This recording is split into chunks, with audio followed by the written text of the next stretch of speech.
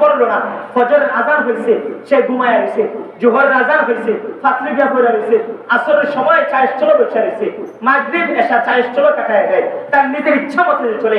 আল্লাহ রাব্বুল আলামিন বলে সূরাতুল আরাফের আয়াত, কামাসালুহু কামাসালিল কালব, তার স্বভাব কুত্তার মতো, তার স্বভাব কুত্তার মতো, জানোয়ারের মতো। বলেন নাউযুবিল্লাহ। এই তিনটা গুণ যার মধ্যে আছে, এটা কোনো মানুষের চরিত্র হইতে পারে না, এটা মানুষের স্বভাব হইতে পারে। আরে 50-60 বছর একটা মুসলমান যদি নামাজ না পড়ে, এবার বলেন তো আপনারা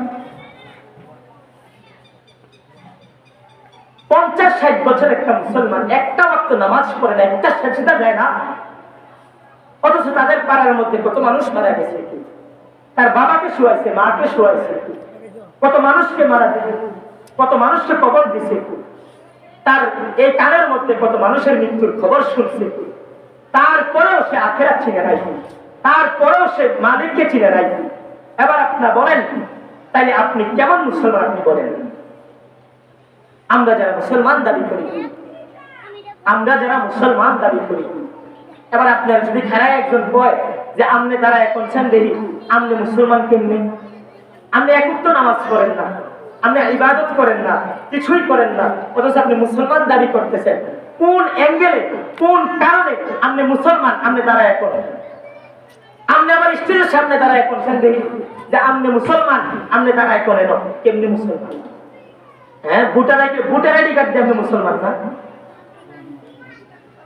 জন্ম নিবন্ধন দিয়ে মুসলমান আপনি, আর কিচ্ছু না।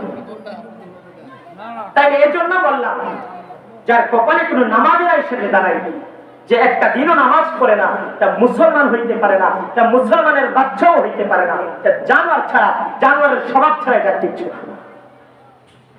এই জন্য বললাম ভাইয়া, যারা নামাজ পড়ে না, কেন নামাজ পড়ে না, কি কারণে নামাজ পড়ে? মালিক কি দোষ করছে আপনার লগে? কি দোষ করছিল? কি কারণে নামাজ পড়লেন না? আজ সারাদিনে এই যে ফজর গেল, জোহর গেল, আসর গেল, মাগরিব হয়েছে,